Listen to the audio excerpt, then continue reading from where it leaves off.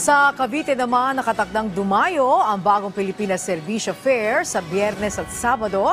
Nasa 800 million pesos na halaga ng tulong ang inaasahang maipapamahagi.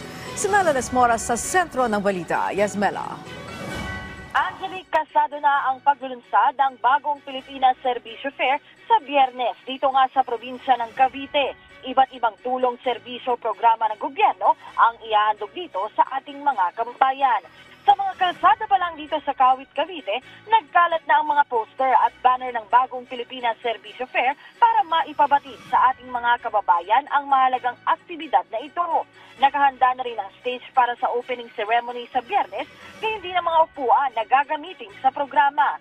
Sa isang press conference ngayong araw, inanunsyo ng mga host at organizer ng BPSF Cavite League na handang-handa na sila sa paghahati ng iba't ibang tulong, serbisyo at programa. Ayon kay Cavite 1st District Representative Jolo Revilla, inaasang aabot sa higit 100,000 beneficiaries ang maseserbisyuhan sa BPSF Cavite.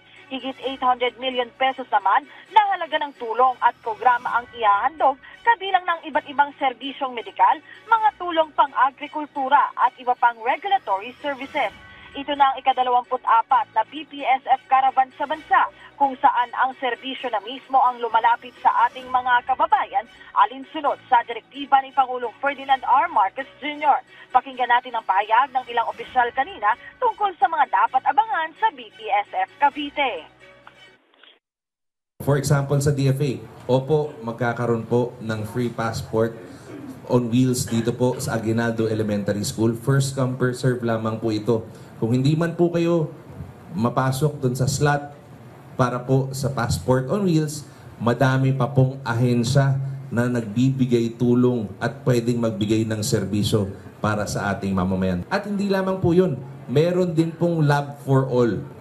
May Lab for All din po tayo dito galing po sa DOH sa pamumuno po ng ating First Lady Liza Araneta Marcos. I would say, ma'am, sa target na kung ano ang kailangan ma-accomplish today, as of now, 100% ang accomplishment. This will be the third for the Calabar Zone. So, sa preparation po ng ating mga ahensya, medyo praktisado na po sila. Master na po nila yung in terms of delivering the services, yung mabilis, maayos, maginhawa at masayang service delivery sa bagong Pilipinas Servisyo Fair.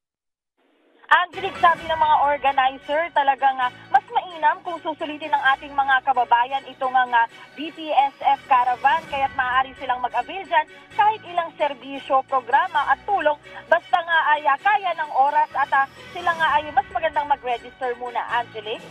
Alright, maraming salamat sa iyo, Mela Lesmoras.